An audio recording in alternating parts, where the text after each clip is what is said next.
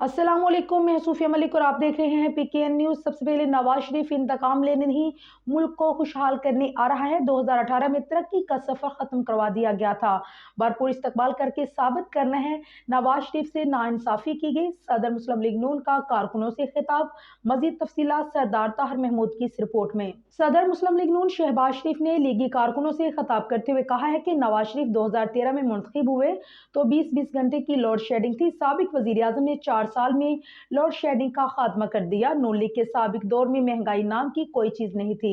नवाज शरीफ ने लाखों नौजवानों को रोजगार दिया। उनका कहना था कि कायद मुस्लिम लीग नून ने अमेरिकी सदर की 5 कॉल्स के बावजूद एटमी धमाके की और कहा कि $5 अरब के लिए अपने मुल्क का सौदा नहीं करूंगा। 2018 के इंतखाबात में धांधली हुई।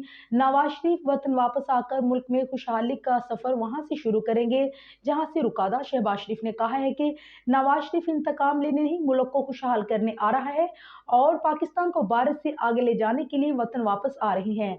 जिन किरदारों ने नवाज शरीफ के साथ जुल्म और नाइंसाफी की उनके बारे में कौम को सब पता है। नवाज शरीफ को इक़्तिदार से महरूम नहीं किया गया बल्कि मुल्क की तरक्की का रास्ता रोका गया।